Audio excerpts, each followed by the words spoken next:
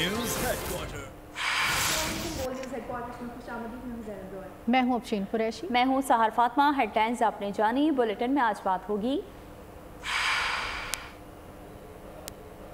Green caps का फातिहाना आगाज, खेल कूद के 60 लाख, फैसले कौन करता था, और नवाज की वापसी होगी या नहीं।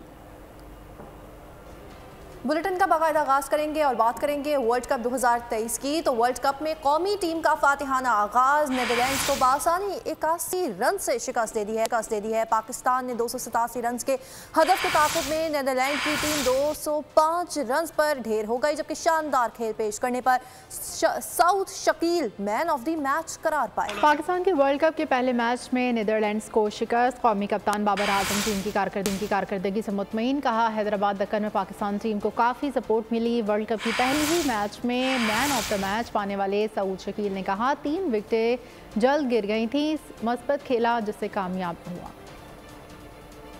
आजिज़ी के पैकर मोहम्मद रिजवान ने एक बार फिर सबके दिल जीत लिए।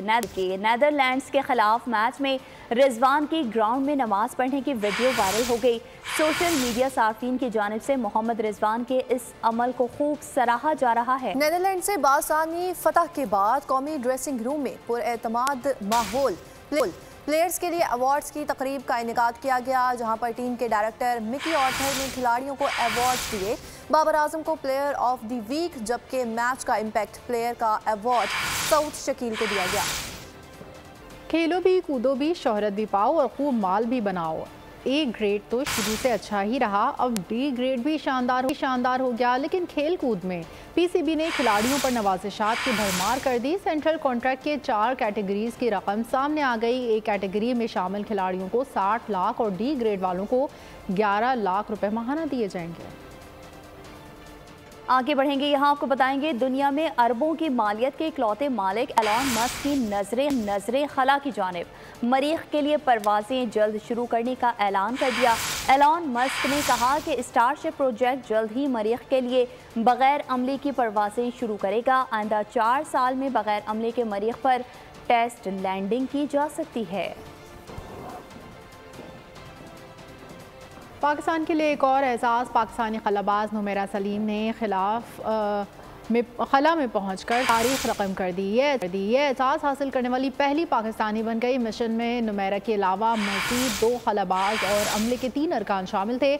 खलाई तैयारा मुसाफिरों को बाहिफाजत ज़मीन पर ले आया। नुमेरा सलीम ने खला से वापसी पर सफ़र को यादगार करार दे दिया।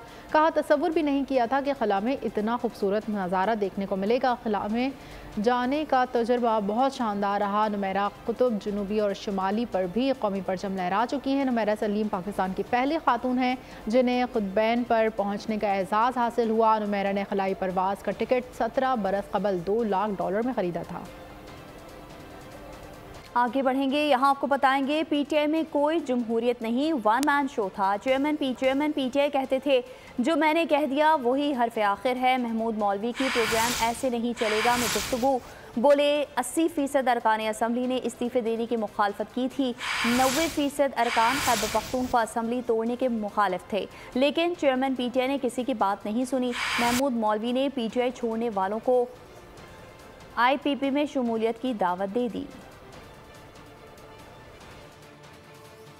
डेमोक्रेसी का कोई जिसको मैं कहूँ रुझान नहीं था, एक डिक्टेटरशिप था। जो खान साहब कहें वही चीज़ जो है मैं कहूँगा कि पार्टी में उसके ऊपर वो जो कुछ टोला था वो उसको आगे बढ़ाता था और वो कहते थे हाँ, मगर it was a one man show. वो कहते थे जो मैंने कह दिया वही हर्फ आखिर है। जब असेंबली के अंदर जाने की 80% लोग ने कहा खान साहब को कि हमें असेंबली से इस्तीफ़ा नहीं देना चाहिए। आज चाहे वो पीटीआई में है चाहे वो पीटीआई के बाहर है, आप उनसे पूछ लें। 90% लोगों ने कहा कि हमें केपीके के गवर्नमेंट को तोड़ना नहीं चाहिए, हम बनी बनाई हमारी हुकूमत है। डिसीशंस जो है ना खान साहब खुद नहीं ले रहे थे और डिसीशंस जो हैं कहीं और से आ रहे थे। जो करप्शन कर रहे थे उन्होंने कहा नहीं जी ये तो करप्ट नहीं है, अगर ये 1-2 अरब के करप्शन कर लेता है तो क्या फ़र्क पड़ता है, अगर दूसरे को मैं लगाता है इसकी जगह वो तो 15 अरब का करप्शन कर लेता। फराह गोगी को सबको पता था वो क्या कर रही है और कौन कौन कर रहे हैं, मगर उन्होंने अपने पुराने जो वर्कर्स, पुराने साथी, उन सबको खान साहब ने जो है सिर्फ़ और सिर्फ जो है एक दूसरे के ख़िलाफ़ लड़ाते रहे और उनको चोर कहते रहे। मैं तो कहूँगा अगर वो आना चाहे तो हमारे दरवाजे खुले और बड़ी खुशाइन बात होगी। वोट तो उनको वोट मिलेंगे मगर उस मेजॉरिटी से नहीं मिलेंगे जिस मेजॉरिटी से वो एक्सपेक्ट कर रहे हैं। पीटीआई में बहुत से लोग तसादुम के खिलाफ थे। शाह महमूद कुरैशी, अली जैदी, परवेज़ खटक और असद उमर तसादुम नहीं चाहते थे, जबकि समझदार लोग टकराव का सोच भी नहीं सकते थे। महमूद मौलवी ने प्रोग्राम में से नहीं चलेगा में बात करते हुए सवाल उठाया है कि पीटीआई के धरने हसास तनसीबात पर ही क्यों थे। 9 मई वाक़यात में मुलविस अफराद को सज़ा मिलनी चाहिए। मेजॉरिटी लोग जो थे ना इससे इख्तलाफ करते थे इस एक्शन से कि जी ये चीज़ें नहीं होनी चाहिए, जिसमें काफ़ी अच्छे लोग थे और जो इनसे इख्तलाफ करते थे उसमें शाह महमूद कुरैशी, असद उमर, जो है परवेज़ खटक, अली जैदी, इमरान इस्माइल और मतलब आफ्ताब सिद्दीकी, बहुत सारे ऐसे लोग थे जो कि इन चीज़ों से इख्तलाफ करते थे। समझदार लोग तो जो थे वो फौज से टकराव का तो सोच भी नहीं सकते थे। ये अलग टोला था जो कि सिर्फ फौज से लड़ना चाहता था और उसके नताइज आज सबने अच्छा, देख एक चीज़ लिए। मेरे ख्याल से इनके लिए एक एग्जाम्पल सेट करना चाहिए। उसकी 2 वजह है। देखिए ना उन कारकुनों का क्या कसूर है। ये लीडर जिन्होंने ये हालत करके वो तो छुप के चले गए या कोई मुल्क से बाहर चले गए, उन कारकुनों की बात करें, उन बच्चों की बात करें जो आज जेलों में हैं, जिनके करियर ख़राब हो गए, उन लोगों के ऊपर हमें सोचना चाहिए। देखिए मैं कहूँगा कि आज मैं कराची की बात करता हूँ, कराची में कितने लोग पकड़े गए, कितने कारकुन पकड़े गए, कौन से लीडर आए उनको छुड़ाने। पंजाब में हुआ, क्यों नहीं उनसे बात करते हैं? वो तो खुद छुपते फिर रहे हैं, या तो छुपते फिर रहे हैं या तो जो है वो मुल्क से बाहर जा चुके हैं। बिल्कुल, अगर वो इतने दिलेर थे और इतने हैं तो आके इसको कन्फ्रंट करें ना। अब तो उनको लीडर का साथ देना चाहिए। उनको तो जेल में जाके लीडर के साथ देना चाहिए। इस्लामाबाद सेशन कोर्ट ने चेयरमैन पीटीआई की जमानत की 6 दरख्वास्तों पर नोटिस जारी कर दिए। प्रोसिक्यूशन और पीटीआई वुकला से 16 अक्टूबर को दलाइल तलब। इस्लामाबाद हाई कोर्ट का साइफर केस के जेल ट्रायल और जज तैनात के खिलाफ दरख्वास्त पर 2 से 3 रोज़ में केस का फैसला देने का India. Chief justice Aamir Farooq ने कहा पीर तक तो नहीं लेकिन 2 से 3 रोज़ तक कोशिश करें कि फैसला दें। इस्लामाबाद एटीसी ने चेयरमैन पीटीआई की जमानत की दरख्वास्तें समाअत के लिए मुकर्रर कर दी।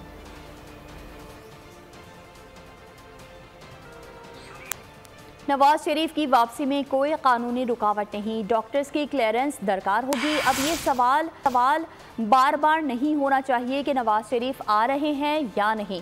अल्लाह को मंजूर हुआ तो कायद नून लीग 21 अक्टूबर को पाकिस्तान में होंगे। शहबाज शरीफ ने न्यूज़ कॉन्फ्रेंस में कहा कि डीलें करते तो नवाज शरीफ को जेलें ना काटनी पड़ती। एहतसाब बिला तफरीक होना चाहिए। बोले साफ शफाफ इलेक्शन में जो भी जीते फैसला मानना होगा। मियां मोहम्मद नवाज शरीफ साहब इंशाअल्लाह 21 अक्टूबर को तशरीफ ला रहे हैं। कानूनी जो रुकावटें कोई हायल नहीं, हमारे जो कानून के माहिरीन हैं उन्होंने मियां साहब को गो अहेड दिया वो तशरीफ लाएँ और वो आइन और कानून का वहाँ सामने पेश होंगे, उसका मुकाबला करेंगे। अच्छे वक्त आएंगे और इसी तनाजुर में अब मियां मोहम्मद नवाज शरीफ पाकिस्तान तशरीफ ला रहे हैं। अकामा में किस तरह उनको सजा दिलवाई गई ये सब आपके सामने। वहाँ से तरक्की और खुशहाली का जो सफ़र था उसके ऊपर कारी ज़रब लगाई गई। इस तरक्की और खुशहाली के सफ़र को वहीं से शुरू करेंगे जहाँ पर वो ख़त्म हुआ। पिछली हुकूमत ने वो तमाम शराइत तय की थी और फिर खुद ही उन शराइत को मानने से इनकार कर दिया। उनके मकासद थे, उसकी खातिर रियासत को तबाह करने का फैसला किया। आगे बढ़े, आपको बताएं कायद नून लीग नवाज शरीफ ने लंदन में सहाफ़ियों से अलविदाई मुलाकात की। कहा कि आज दफ्तर में आखिरी दिन है, फिर मैं रवाना हो जाऊंगा। साबिक वज़ीर आज़म ने हसन नवाज के दफ्तर से अपना सामान भी समेट लिया। नवाज शरीफ ताहाल दिल की बीमारी में मुब्तला हैं। शुगर और दीगर अमराज की वजह से पाकिस्तान और लंदन में मुसलसल फॉलोअप की ज़रूरत है, जबकि बरतानवी मुआलिज की रिपोर्ट के मुताबिक लाहौर हाई कोर्ट में भी जमा करवा दी गई है। नवाज शरीफ की वतन वापसी की तैयारियां जारी। कायद नून लीग ने लंदन में सहाफियों से अलविदाई मुलाकात की। कहा, आज दफ्तर में आखिरी दिन है, फिर मैं रवाना हो जाऊंगा। बोले, मेरे खिलाफ मुजाहिरों से क्या हासिल होगा, मुजाहरे करने हैं तो पाकिस्तान जाकर करें। बरतानिया में सबको पाकिस्तानी बनकर रहना चाहिए। तनकीद बराए तनकीद नहीं, तनकीद बराए इस्लाह होनी चाहिए। मेरे हक में और मेरे खिलाफ लिखने वाले तमाम सहाफियों का शुक्रिया। साबिक वजीर आजम ने हसन नवाज के दफ्तर से अपना सामान भी समेट लिया। नवाज शरीफ ताहाल दिल की बीमारियों में मुब्तला हैं। उन्हें शुगर और दीगर अमराज की वजह से पाकिस्तान और लंदन में मुसलसल फॉलो अप की जरूरत है। कायद नून लीग की medical report Lahore high court में जमा करा दी गई। नवाज शरीफ की वापसी किसी गारंटी का नतीजा नहीं। साबिक वजीर आजम 21 अक्टूबर को वतन वापस आ रहे हैं। वो लोग उनकी सेहत के बारे में सवाल करते हैं। मैं बताऊँ डॉक्टर, ये कोर्ट पे बता रहा हूँ कि उनको मेडिकल इश्यूज़ हैं और अभी एक और मेडिकल इशू था जिसके बारे में अभी मैंने उनको देखा है और दवाई तजवीज़ की है। लीगी रहनुमा इसहाक डार ने वादे कर दिया। कहा, नवाज शरीफ की वापसी पर जमानत का अमल भी हो जाएगा। वक्त पे वकला जो है वो बेल के लिए अप्लाई करेंगे। किसको नहीं मिली इस मुल्क में? मुझे 2 साल 4 साल में पीछे बता दें, किसी ने प्रोटेक्टेड बेल मांगी तो नहीं मिली। नून लीगी क़यादत ने नवाज शरीफ की वापसी पर कफीदुल मिसाल इस्तकबाल का ऐलान कर रखा है। मुल्क पर तवील अरसा मुसल्लत रहने वाले 2 खानदान अब फिर हुक्मरानी का ख्वाब देख रहे हैं। खानदानी बादशाहतों ने जमहूरियत और मईशत को शदीद नुकसान पहुंचाया। हर इदारा दिमकज़दा हो चुका। अमीर जमात इस्लामी सिराजुल हक कहते हैं, माजी में इन जमातों ने एहतसाब के इदारों को एक दूसरे के खिलाफ इस्तेमाल किया। मुल्क लूट कर बाहर जायदादें बनाने वालों का कड़ा एहतसाब किया जाए। उन्होंने पेट्रोल की कीमत 150 रुपये फ़ी लीटर करने का मुतालबा किया। पाक बहरिया में तब्दीली कमांड की तकरीब आज होगी। पाक बहरिया के नए सरबराह एडमिरल नवेद अशरफ ओहदा संभालेंगे। तब्दीली कमांड की तकरीब पाक बहरिया के हेडक्वार्टर्स में होगी। सुबकदोश naval chief admiral Mohammad Amjad Khan Niazi guard of honour दिया जाएगा। पाक बहरिया के सरबराह की तब्दीली। एडमिरल नवेद अशरफ आज पाक बहरिया के 23वीं सरबराह की कमान संभालेंगे। पाक बहरिया की तब्दीली कमान की पुरवकार तकरीब PNH जफर इस्लामाबाद में सुबह 9 बजे होगी। तब्दीली कमान की तकरीब का आगाज तिलावत कुरान पाक और कौमी तराने से होगा। सुबकदोश होने वाले सरबराह पाक बहरिया को जनरल सलाम और गार्ड ऑफ ऑनर पेश किया जाएगा। अमजद नियाजी पाक बहरिया की कमांड नए सरबराह एडमिरल नवेद अशरफ के हवाले करेंगे। सुबकदोश naval chief admiral Amjad Niazi शुरका से अलविदाई खिताब भी करेंगे। वाइस एडमिरल नवेद अशरफ इस वक्त नेवल हेडक्वार्टर्स में चीफ ऑफ स्टाफ के फराइज सरअंजाम दे रहे हैं। आपकी गैर मामूली पेशा वाराना खिदमात और बहादुरी के एतराफ में आपको हिलाल इम्तियाज और तमग़े बसालत से नवाजा जा चुका है। कानून नाफिज करने वाले इदारे और दीगर सरकारी महकमे गैर कानूनी इक़दाम के खिलाफ कार्रवाइयों को पूरी ताकत के साथ जारी रखेंगे। सिंध एपेक्स कमेटी इजलास में आर्मी चीफ की गुफ्तगू। जनरल आसिम मुनीर का कहना था कि कार्रवाइयों से वसाइल की चोरी और इससे मुल्क को होने वाले मुआशी नुकसान को रोका जा सकेगा। मईशत को नुकसान पहुँचाने वालों, मुल्क की तरक्की की राह में रोड़े अटकाने वालों के खिलाफ एक्शन जारी रहेगा। कानून नाफिज करने वाले और दीगर सरकारी इदारे गैर कानूनी सरगर्मियों के खिलाफ कार्रवाइयाँ जारी रखेंगे। सिंध एपेक्स कमेटी इजलास में army chief general Asim Munir की हिदायत। ISPR के मुताबिक सिपा सालार को नजरसानी शुदा नेशनल एक्शन प्लान, कच्चे के इलाके में ऑपरेशन, CPEC मंसूबों पर काम करने वाले गैर मुल्की शहरियों की सिक्योरिटी, गैर कानूनी तारकीन वतन की वापसी और दीगर इकदामात पर ब्रीफिंग दी गई। आर्मी चीफ ने तारीखी इकदामात के असरात के लिए तमाम मुताल्लिका महकमों के दरमियान हम आहंगी की जरूरत पर जोर दिया।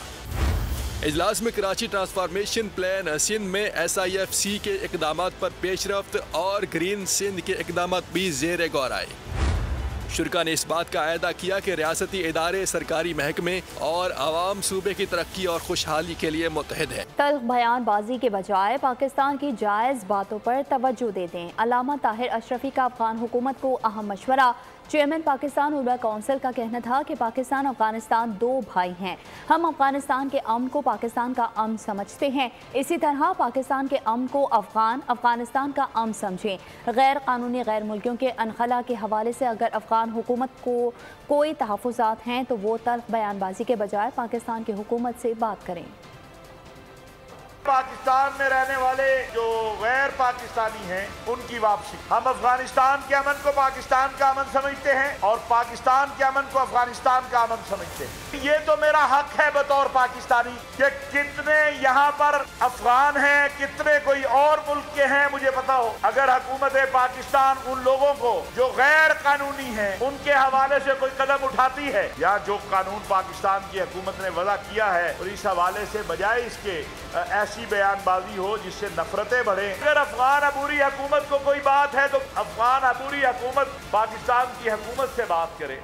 गैर कानूनी गैर मुल्कियों को दी गई डेडलाइन में 24 दिन बाकी हैं। गैर कानूनी मुकीम गैर मुल्कियों के खिलाफ मुल्क भर में ऑपरेशन जारी है। दस्तावेज ना होने पर कराची में 51 और दादू में 3 अफगान गिरफ्तार कर लिए गए। मजीद 30 अफगान खानदानों के 204 अफराद तोरखम बॉर्डर पहुँच गए हैं। अफगान कमिश्नरेट का कहना है कि 2 रोज़ में 554 अफराद पर मुश्तमिल 60 खानदान अफगानिस्तान वापस लौट गए। तो उधर कराची के इलाके क्लिफ्टन पुलिस का नीलम कॉलोनी के इलाके में कॉम्बिंग ऑपरेशन जारी, 14 अफगान बाशिंदे गिरफ्तार कर लिए गए। कोयटा पुलिस की कामयाब कार्रवाई से सरियाब सिटी और कायदाबाद के इलाकों से गैर कानूनी तौर पर मुकीम 125 अफगान बाशिंदों को हिरासत में ले लिया गया है। पुलिस के मुताबिक अफगान मुहाजिरीन गैर कानूनी तौर पर रिहाइश पजीर थे। गिरफ्तार अफराद को जेल मुंतकिल कर दिया गया है।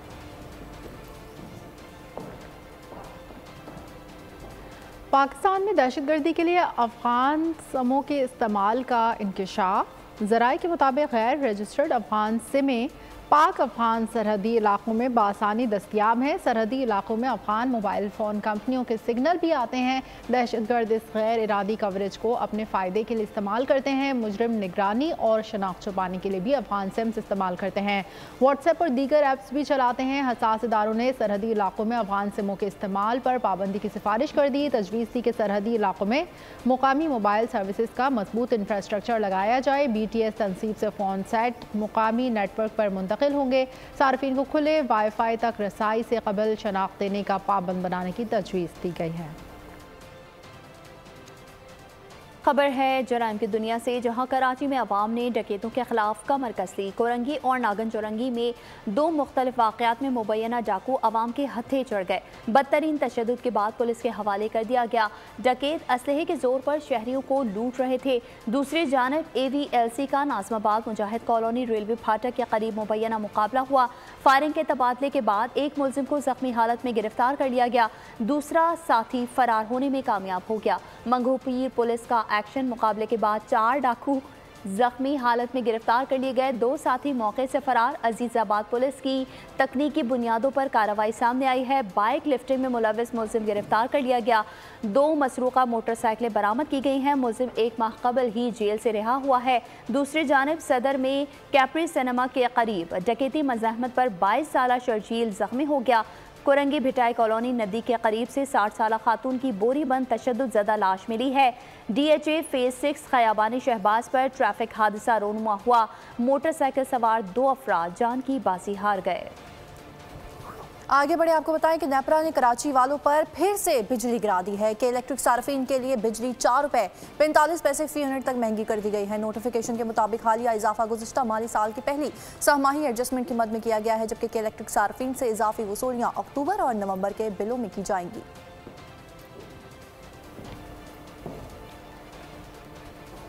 हुकूमत ने IMF की शर्त पर खाद फैक्ट्रियों के लिए रवा माह से गैस महंगी करने का फैसला कर लिया।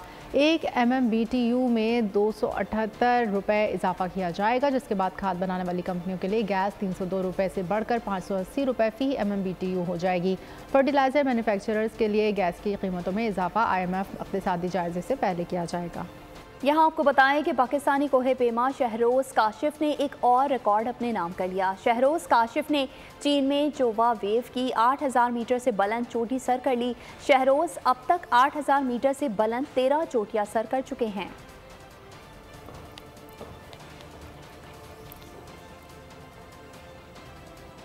अमन का नोबल इनाम ईरान की समाजी रहनुमा नरगिस मोहम्मदी के नाम। नरगिस मोहम्मदी ने औरतों पर होने वाले मजालिम पर आवाज़ उठाई। नरगिस 31 साल की सज़ा होने पर ईरान की जेल में कैद हैं और नरगिस को ख़वातीन पर जबरो जुल्म के खिलाफ आवाज़ उठाने पर इस इनाम से नवाजा गया है।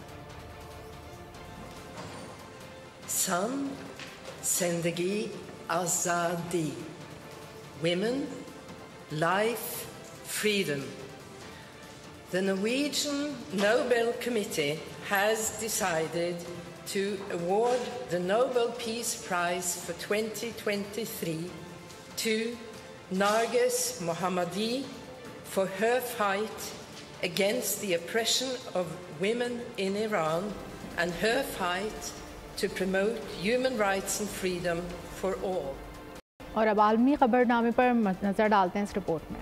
भारतीय रियासत महाराष्ट्र में रिहायशी इमारत को आग लग गई। हादसे में 7 अफराद हलाक और 40 से ज्यादा जख्मी हुए। आग लगने की वजह ताहाल सामने न आ सकी। रूस ने पॉलिसी में नरमी लाना शुरू कर दी। बंदरगाहों के जरिए पाइपलाइन डीजल की बरामदात पर पाबंदी हटा दी गई। रूसी हुकूमत ने पेट्रोल पर पाबंदी बरकरार रखने का फैसला किया है। शाम की सरजमीन पर अमेरिका और तुर्किया आमने सामने आ गए। अमेरिकी फौज ने शाम में तुर्किया का ड्रोन मार गिराया। पेंटागन के तर्जुमान के मुताबिक मुसल्लह तैयारा अमेरिकी फौज के लिए खतरे का बाइस था। कराची में महफिल मुर्तज़ा मस्जिदों इमाम बारगाह में जश्न ईद मिलादुन नबी सल्लल्लाहु अलैहि वसल्लम और इत्तेहाद बैनुल मुस्लिमीन की महफिल का इनेकाद किया गया। सियासी और समाजी शख्सियात ने शिरकत की। वसीम बादामी, शाहज़ेब सलीम और इफ्तिखार जैदी ने बारगाह रिसालत व इमामत में नजराना अक़ीदत पेश करके समा बांध दिया।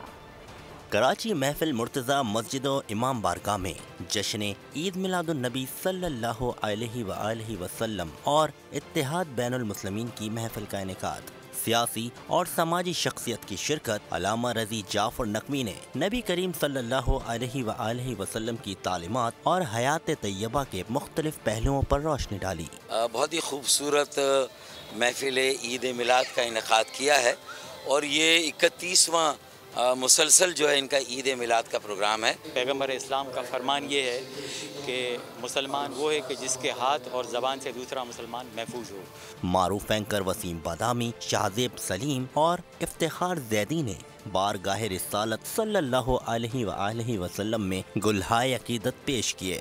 महफिल के इख्तिताम पर शाह हुसैनुद्दीन रहमानी ने दुरूद सलाम पेश किया। शुरका ने खूबसूरत महफिल के इनेकाद और इत्तेहाद बैनुल मुस्लिमीन के लिए काविश को खूब सराहा। और इसके साथ ही न्यूज़ स्टूडियो से फिर वक्त इतना ही। मज़ीद खबरों और अपडेट्स के लिए विजिट कर सकते हैं हमारी वेबसाइट bolnews.com और देखते रहिए बोल न्यूज़।